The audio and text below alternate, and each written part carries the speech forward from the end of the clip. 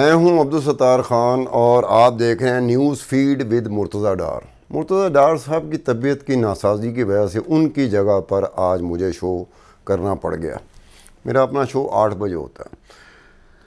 बातें हर रोज़ होती हैं और हर रोज़ तकरीबन वही बातें हो रही होती हैं। एक ही बात हो रही होती है, 2 बातें 3 बातें, जितनी भी बातें हो रही होती तकरीबन रोज़ ही हो रही होती हैं। आज भी ये बात होगी कि सदर ममलिकत आरिफ अलवी साहब का इंटरव्यू चला, उसमें पता नहीं क्या कहा गया क्या नहीं कहा गया, तोड़ मरोड़ कहाँ पर हुई, जोड़ तोड़ कहाँ पे गए, असल में क्या कहा था क्या नहीं कहा था, इस तरह की बातें हैं। पंजाब में हाशिम डोगर साहब थे, वज़ीर दाखिला थे, वो भी रिज़ाइन कर गए, इस्तीफ़ा दे गए ज़ाती वजूहात की बिना पर, नागज़ीरी वजूहात की बिना पर, तिब्बी मामलात की वजह से। अब पता नहीं किस वजह से उन्होंने इस्तीफ़ा दिया।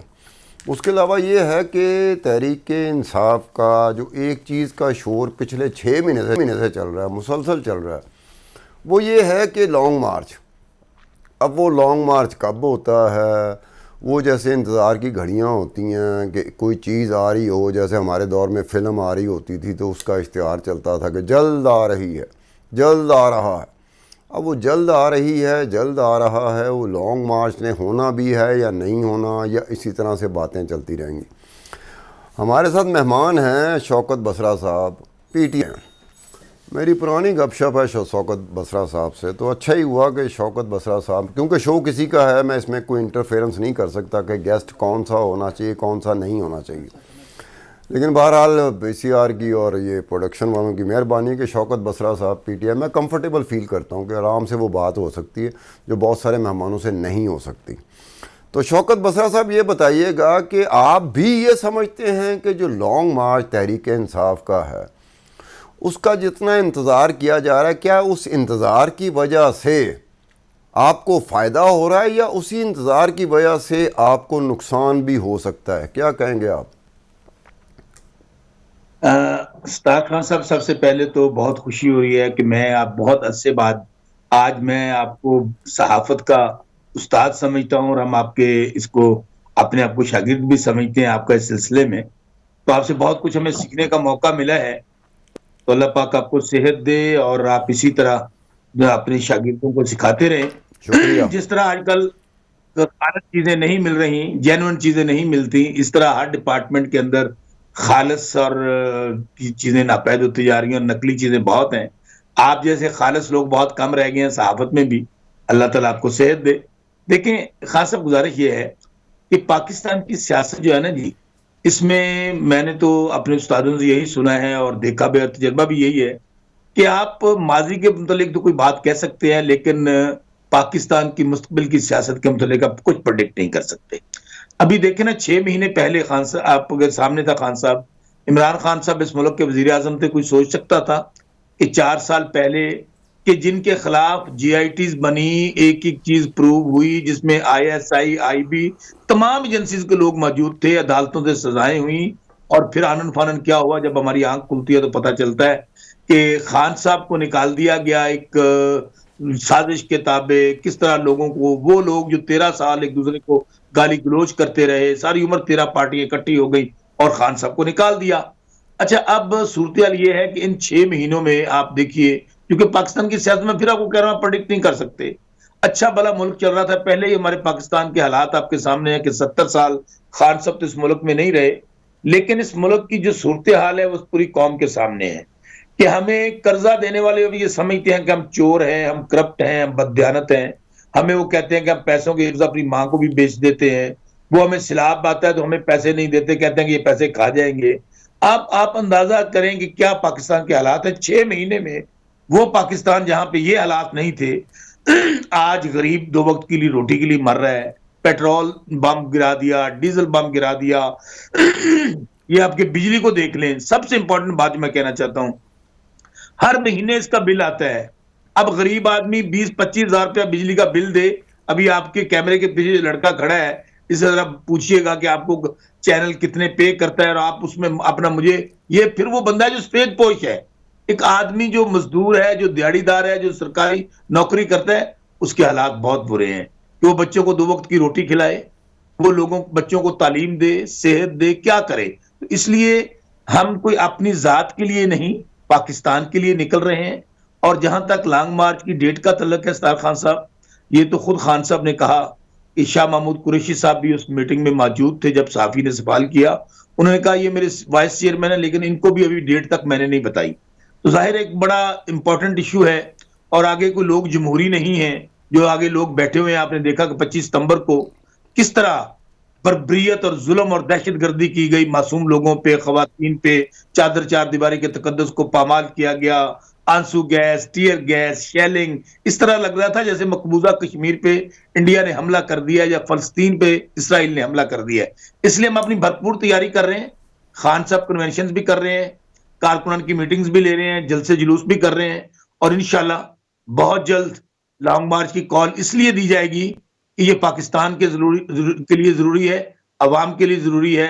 हम जिसे कहते हैं कि जमहूरियत, जमहूरियत में मेरा ख्याल में कि ये हमें अवाम के लिए निकलना पड़ेगा और इसके अलावा कोई हल नहीं है। अच्छा शौकत बसरा साहब, एक बात बता दूं आपको, जब मैंने इब्तदाइया दिया था उसके बाद आपकी बारी आई तो आपने मेरी इतनी तारीफ़ें कर दी थी कि मुझ में हिम्मत ही नहीं पड़ रही थी कि आपसे कोई सवाल कर सकूं। आप बोल रहे थे, क्या आप यही चाह रहे थे कि सत्तार खान इस पोजीशन में ना रहे कि कोई सवाल करे? लेकिन बहरहाल मैंने हिम्मत बांधी है। खान साहब मैं गुजारिश करूं, मैं एक पॉलिटिकल वर्कर हूं, गली मोहल्ले से लेकर अल्लाह ताला ने यहां तक पहुंचाया है। मैं जो बात करता हूं वो दिल से करता हूं, मुझे कोई आपकी खुशामद की जरूरत नहीं। आज मेरा ख्याल में मैं आपके साथ कोई 5 साल के बाद शायद प्रोग्राम कर रहा हूँ। मेरे ख्याल लास्ट टाइम भी जब मैंने आपके साथ प्रोग्राम किया कैपिटल टीवी पे किया था। और अच्छा, मैंने बात ये क्यों कही कि अल्लाह पाक ने आपको सच कहने की, आपको हकीकत कहने की जो सहाफी का काम होता है वह बड़ी दिलेरी के साथ करते हैं। आप कभी ना कभी, और मुझे पता है कि कभी जिंदगी में आप ना कभी किससे मफादात लिए हैं। तो सो मैं तो दिल से तारीफ की है आपकी, मुझे बिल्कुल कोई गर्ज नहीं इस बात से। अच्छा बसरा साहब, मैंने ज़रा हिम्मत बांधी है, हिम्मत बांध के अब मैं सवाल करने लगा हूँ। अच्छा, वो हिम्मत इसलिए बांधी है कि आप समझते हैं एक जमात में आप थे जिसका नाम था पीपल्स पार्टी। एक ज़माने में पीपल्स पार्टी के पास स्ट्रीट पावर थी, पब्लिक की सपोर्ट थी, जुल्फ़िकार अली भुट्टो था। पब्लिक सपोर्ट होने के बावजूद, अवाम के साथ होने के बावजूद, स्ट्रीट पावर के साथ होने के बावजूद जुल्फ़िकार अली भुट्टो को फांसी भी हो गई थी। और 11 साल बाद जाके बेनज़ीर भुट्टो मोहतरमा को मौका दिया गया था या मौका मिल गया था कि वो इलेक्शन के ज़रिए इलेक्शन की हुकूमत में आए। तो क्या आप समझते हैं कि पीटीआई के पास क्या वो स्ट्रीट पावर है जिसकी इस वक्त सबसे ज़्यादा ज़रूरत पीटीआई को है? जलसा जुलूस जो है वो हो जाता है, मुझे अगर कोई जलसा जुलूस में बुलाएगा तो मैं चला जाऊंगा। अब जो स्ट्रीट पावर, जो लॉन्ग मार्च हो, लॉकडाउन हो, व्हील जैम हो, किसी तरह का भी हो, जिसमें मुजाहरा करना है, जिसमें ये होना है कि सामने मुकाबले में लॉ इन्फोर्समेंट एजेंसी ने आना है जो हुकूमत कर रही होगी, तो आप समझते हैं कि आपके पास, पीटीआई के पास वो स्ट्रीट पावर है जो वो सख्तियां झील सके? खान साहब बड़ा बड़ा अहम सवाल है आपका। लेकिन पहली बात तो आपने मेरा जिक्र किया पीपल्स पार्टी के हवाले से। मैं पीपल्स पार्टी ने मुझे अल्लाह के बाद शिनाख्त दी है, नाम किया है, इसमें कभी दो राय नहीं है कि बहुत बड़ी पार्टी थी। और आपने ये जो सवाल अगला किया मैं उसको कनेक्ट करता हूँ अब कि शहीद जुल्फ़िकार अली भुट्टो और शहीद बीबी की जब तक पार्टी थी तो हम कहते थे कि ये फेडरेशन की वाहिद पार्टी है और वाहिद पार्टी थी जिसके पास स्ट्रीट फोर्स थी, जिसके पास कारकुन था जो कोड़े भी खाता था और जिए भुट्टो कहता था, जो सूली पे लटक गया लेकिन उसने शहीद जुल्फ़िकार अली भुट्टो का नजरिया ना छोड़ा, बीबी का साथ दिया। लेकिन क्या हुआ, जब जरदारी साहब ने अपनी पॉलिटिक्स की, अपनी पॉलिटिक्स का नुक्ता नजर उन्होंने कारकुनान को बुला दिया। उन्होंने देखा कि मुझे इक़्तिदार चाहिए, मैं सूबे की अपनी सियासत करूंगा, पंजाब के कारकुनान वो जाएं जहन्नम में, केपी के जाएं, जहां के भी जाएं।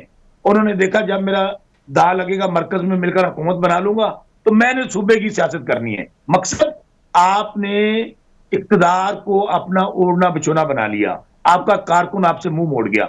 आज 99% वही कारकुनान है जो बीबी के साथ और वो भुट्टो साहब के साथ है, वो तमाम आज नौजवान नस्ल और वो लोग पीटीआई को ज्वाइन कर गए हैं।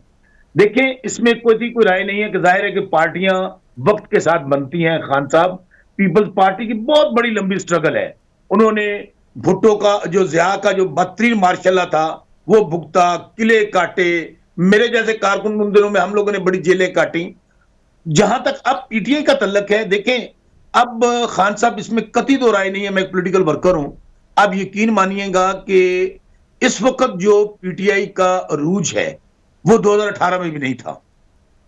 अब उस वक्त एक यूथ थी, नौजवान थे जो खान साहब के साथ थे। आज सूरत हाल ये है कि खवातीन, बुजुर्ग, बूढ़े, नौजवान, बच्चे, एक, यानी कि पॉलिटिक्स अब क्या हो रही है? पहले पॉलिटिक्स होती थी भुट्टो एंटी भुट्टो, आज पाकिस्तान की सियासत है खान एंटी खान।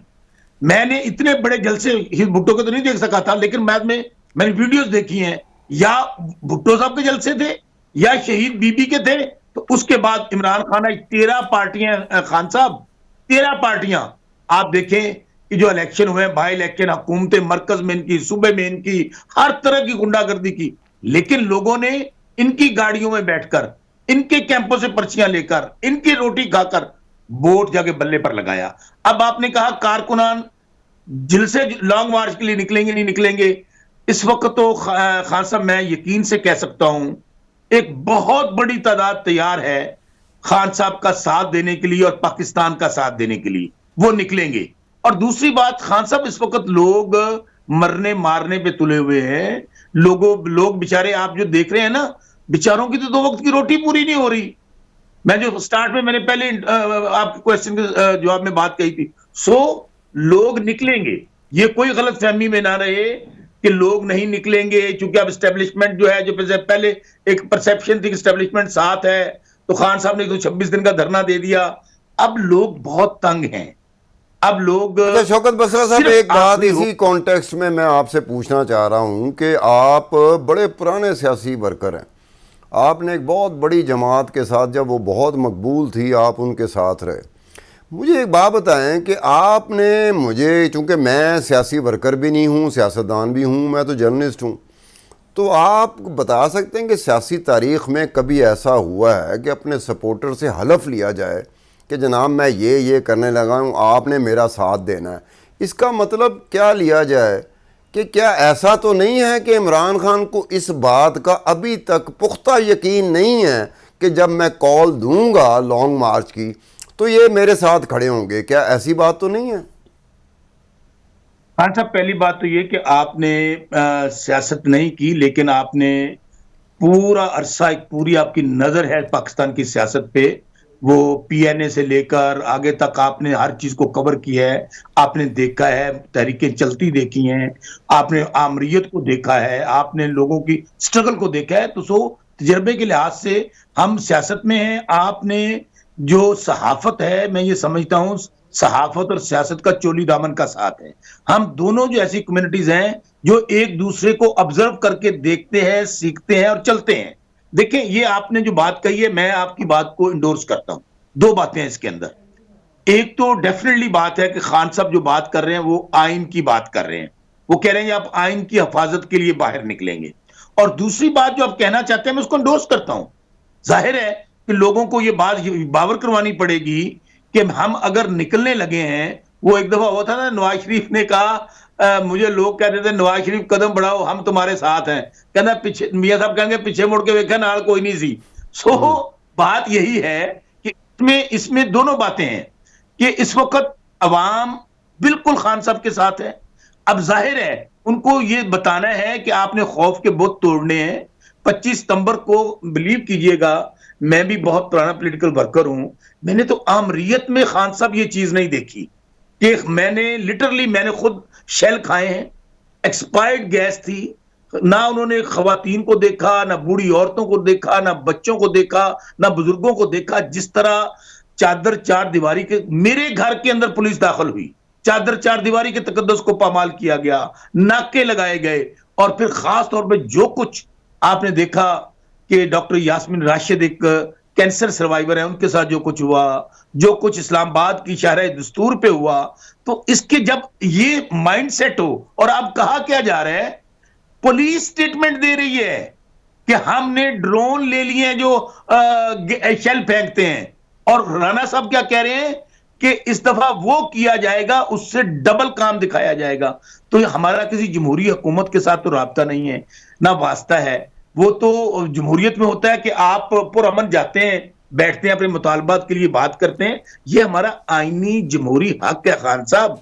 लेकिन अगर हमें ये पता चले कि वहां पर तैयार बैठे हैं, वहां पर नहीं शौकत बसरा साहब, एक आपसे छोटा सा बेजर सा सवाल है, वो आपसे मैं ये करना चाहता हूँ कि जिस दिन इस्लामाबाद में डी चौक पे जाना था, तो डी चौक पे तो पीटीआई के वर्कर पहुँच चुके हुए थे और बाकायदा उनका मुकाबला था पुलिस के साथ, जो लाठी चार्ज भी कर रहे थे, जो आंसू गैस शेलिंग भी कर रहे थे।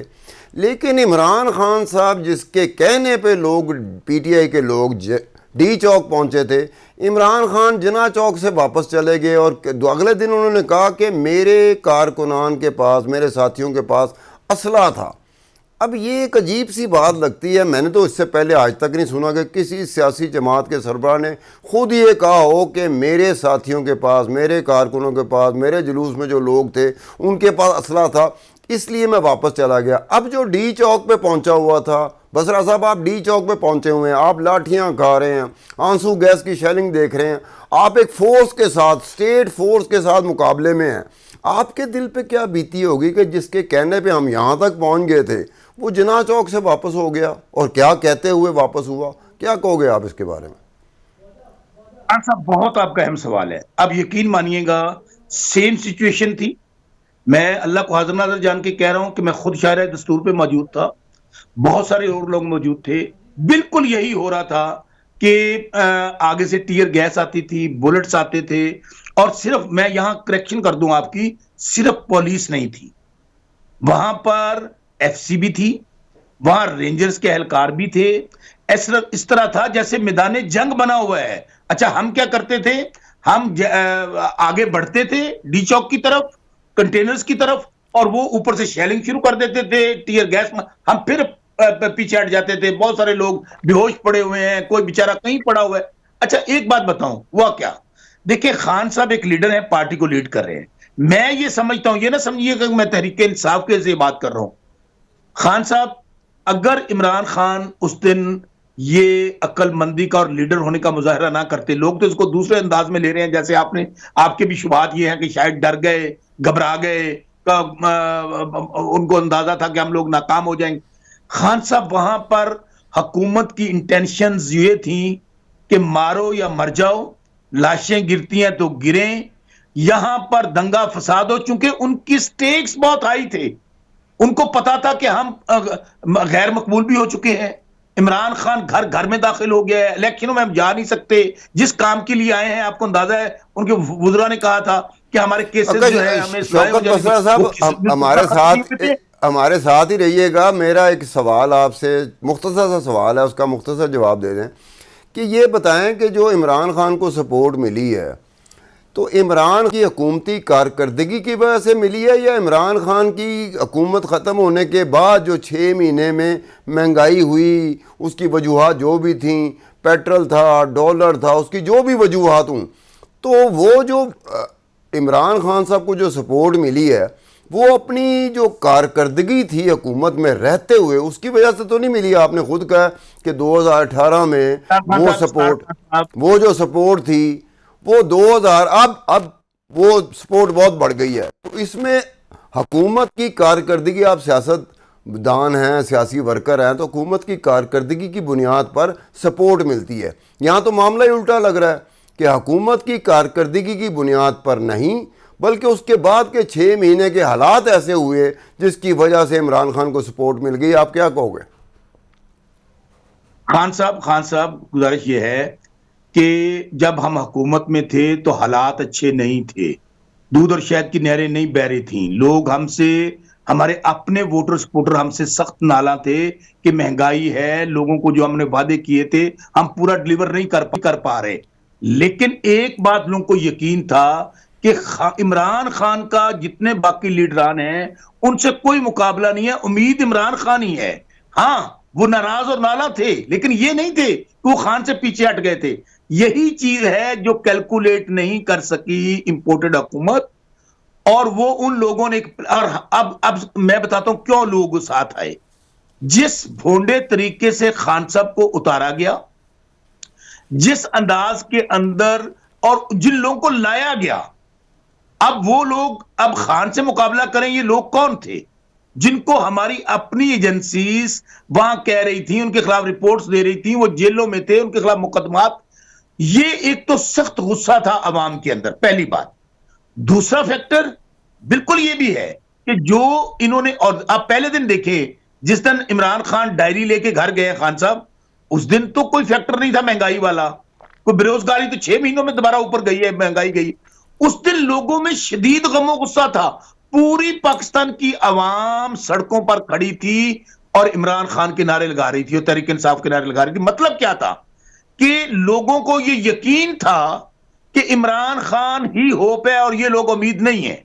इमरान खान को फिर जिस तरह वो जो हफ्ता 10 दिन इशू चलता रहा, फिर जिस दिन रात को अदालतें खुल गई, गा गई पुलिस वाली, और फिर जिस तरह अमेरिका ने जो थ्रेट दिया, देखें हमारी कौम के अंदर गैरतमंद कौम है, वो धमकी को शहीद जुल्फिकार अली भुट्टो को उन्होंने कहा था हम आपको निशाने इबरत बना देंगे, कौम खड़ी होगी थी भुट्टो के साथ। अच्छा तो शौकत बसरा साहब, ये एक आपसे गुजारिश है कि आपने हमारे साथ रहना है, आपने जाना नहीं कहीं, मैं आपको जाने नहीं दूंगा, आपने हमारे साथ रहना। राना अशरफ साहब ने हमें ज्वाइन किया, मुस्लिम लीग नून के हैं। तो राना अशरफ साहब पहले ये तो बताइए कि आपको आवाज आ रही है मेरी कि नहीं? मुझे आप ले लें, मेहरबानी फरमाए, मैं कैंपेन पे हूँ सर। अच्छा राना साहब ये बताइएगा कि आप कैंपेन पे, इलेक्शन कैंपेन पे हैं आप इस वक्त? जी जी जी, इलेक्शन कैंपेन जो 16 तारीख को हो रही है ना जी, अच्छा। ननकाने में। जी जी, तो ये बताइएगा कि अब राणा साहब लगता आज ही हार बन गए हो, लगता ਤੁਹਾਨੂੰ डर है कि 16 तारीख ਨੂੰ हाल कम खराब है। राणा अरशद साहब, बिस्मिल्लाह रहमान रहीम, अल्हम्दुलिल्लाह रब्बिल आलमीन, अल्हम्दुलिल्लाह हम इलेक्शन जीत चुके हैं। आज फितरे खान का जलसा था ननकाने में। वहां पर लोकल छुट्टी कर दी गई, वहां पर स्टूडेंट की हाजिरी हेडमास्टर और प्रिंसिपल लगा रहे थे, वहां पर सेक्रेटरी जनरल काउंसिल की हाजिरी लग रही थी, लेडी हेल्थ वर्कर की हाजिरी लग रही थी। 5000 कुर्सी लगाकर इंटरनेशनल शोबाज और फितरे खान जालसाजी के वहां पर बार बार रूप बदल रहा था, आज ननकाने की आवाम ने उसको मुसरत कर दिया है।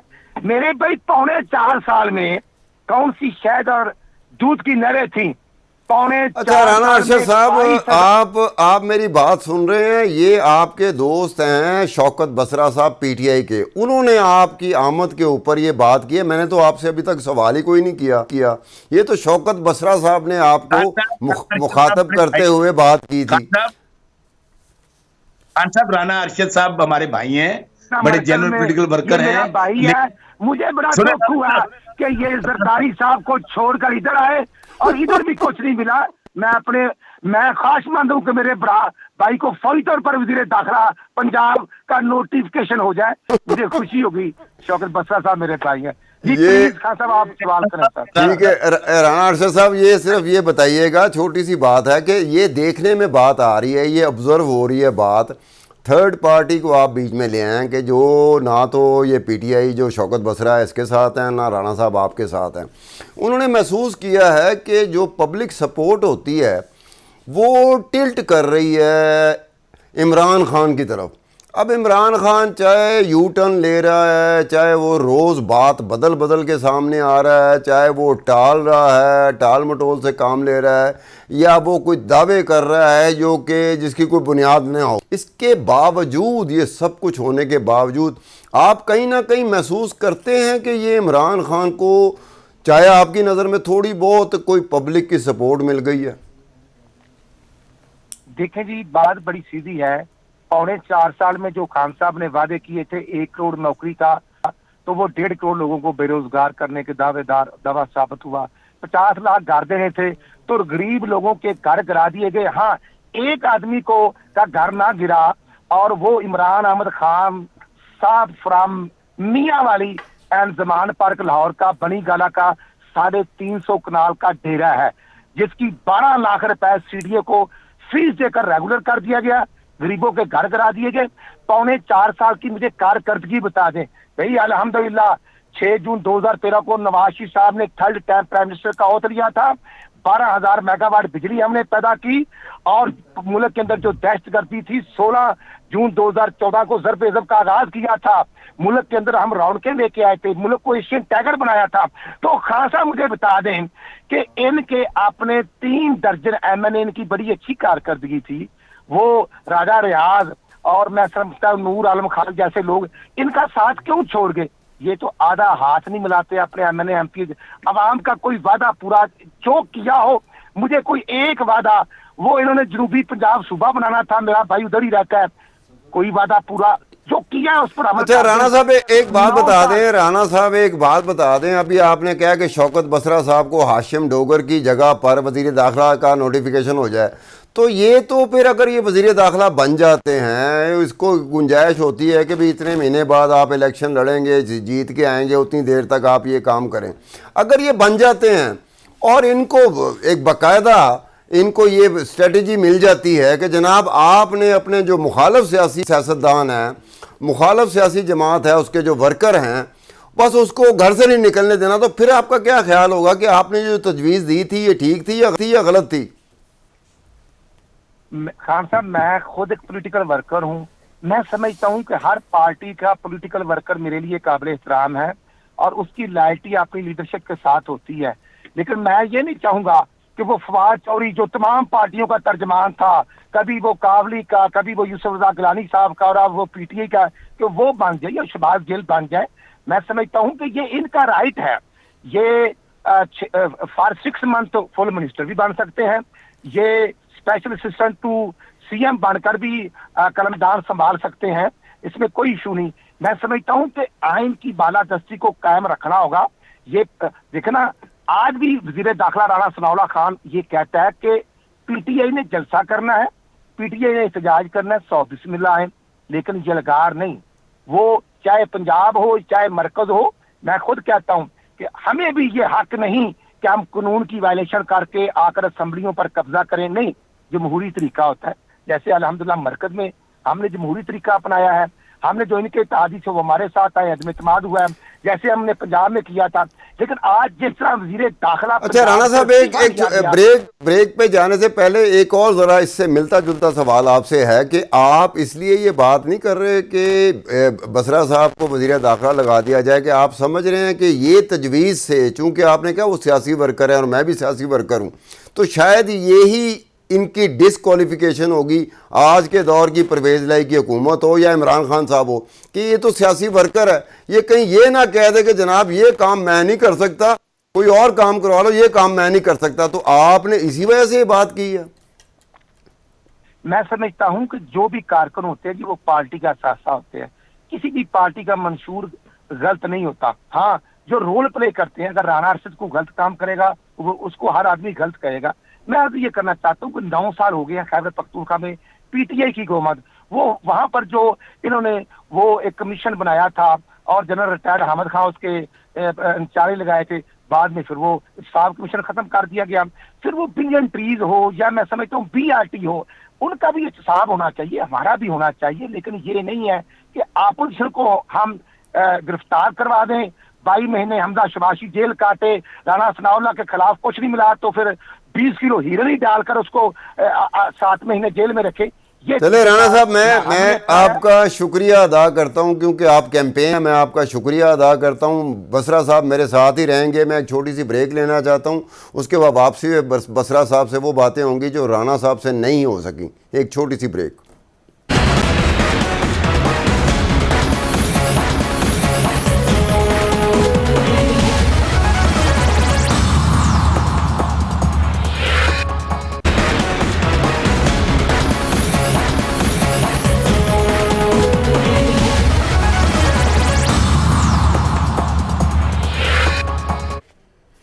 Welcome back to the show. Shaukat Basra भी हमारे साथ हैं, हमें ज्वाइन किया है शहबाज हैदर जो हमारे रिपोर्टर हैं लाहौर के। उनके पास कुछ है कि एक तरफ से प्लानिंग हुई है, स्ट्रेटजी लॉन्ग मार्च करने की, और लॉन्ग मार्च को काउंटर करने के लिए जो स्ट्रेटजी है वो भी उनको पता है। तो हम दोनों चीज़ों का पूछते हैं उनके बारे में कि स्ट्रेटजी ए का और स्ट्रेटजी बी का हमें कुछ बताया जाए। शबाज।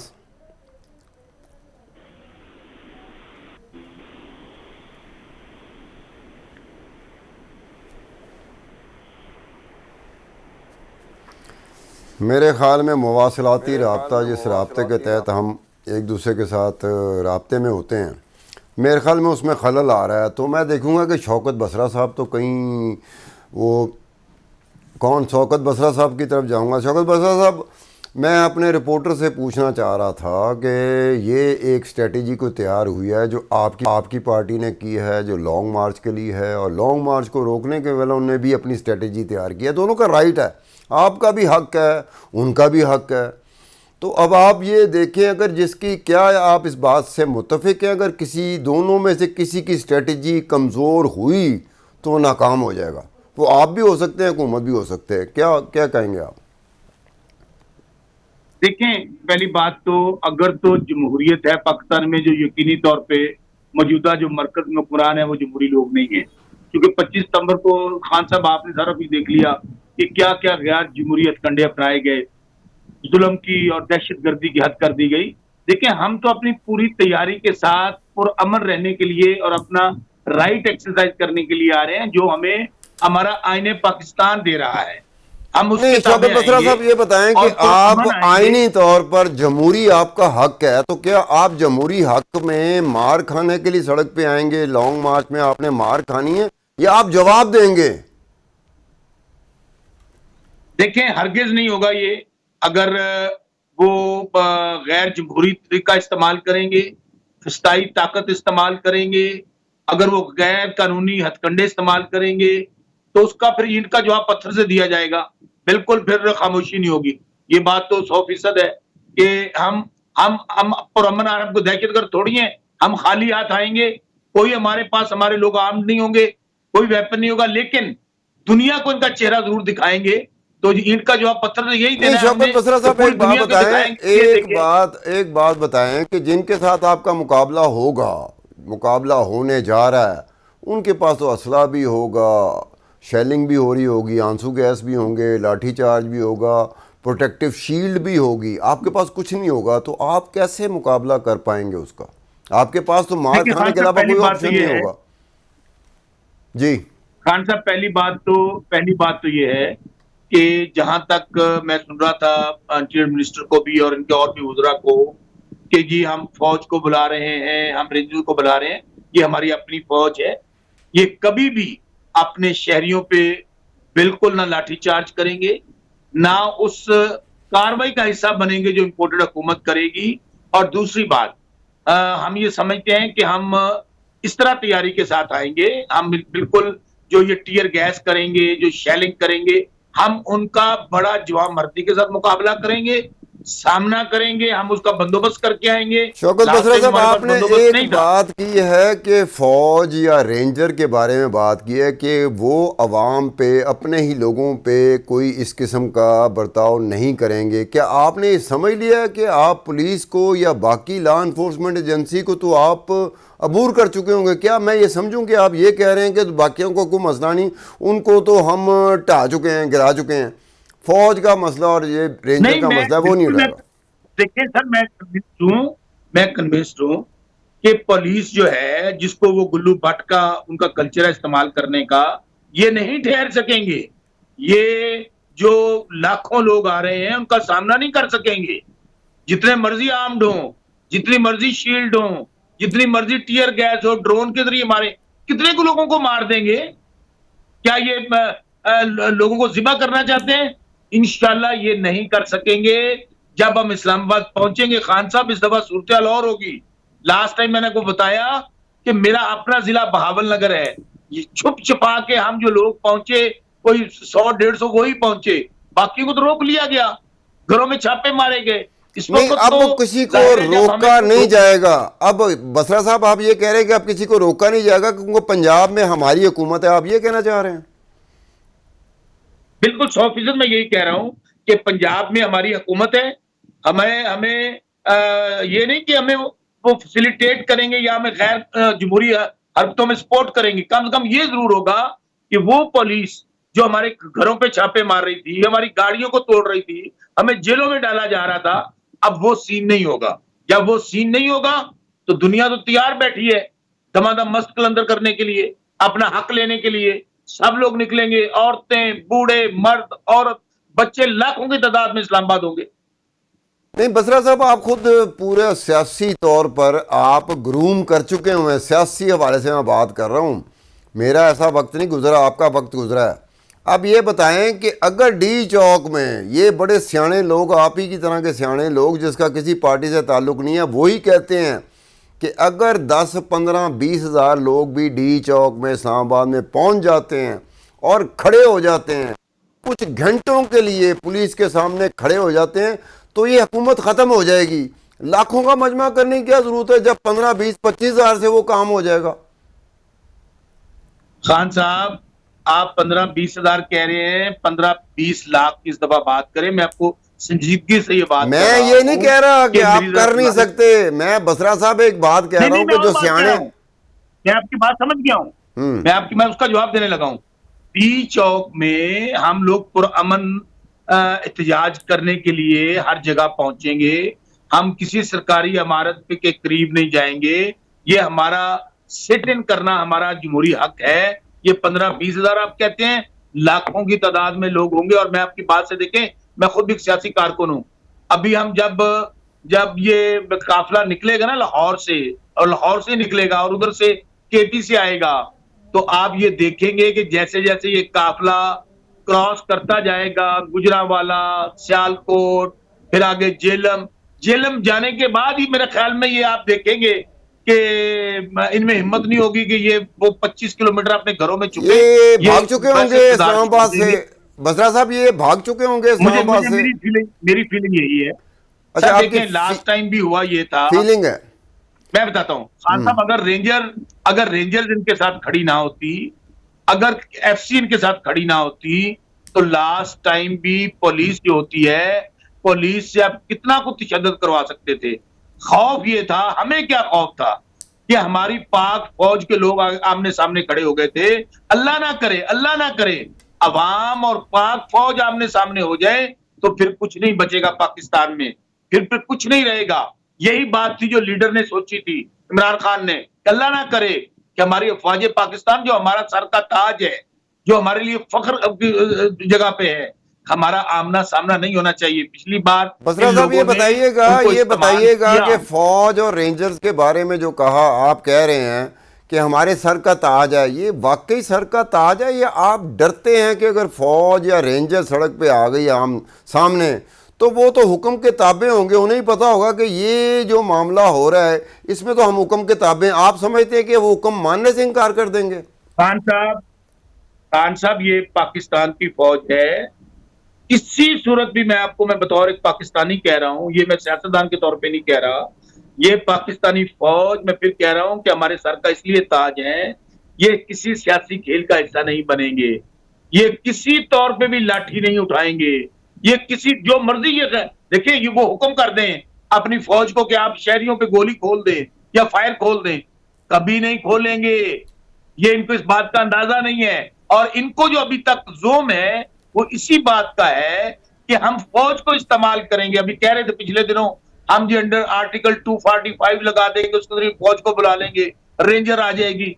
कभी नहीं आएगी। आज मेरी बसरा साहब एक बात मेरी सुन लीजिए। इस्लामाबाद है, वहाँ केपीके है, यहाँ पंजाब है। केपीके में भी आपकी हुकूमत है, पंजाब में भी आपकी हुकूमत है। जब केपीके और पंजाब की हुकूमत आपको रोक नहीं रही होगी तो जितनी तादाद आप बता रहे हैं, जब ये इस्लामाबाद में घुसने लगेगी तो उनके पास, वफाकी हुकूमत के पास रेंजर्स और आर्मी के अलावा क्या ऑप्शन रहती है? आपको नहीं पता कि अगर सियासत का जो जी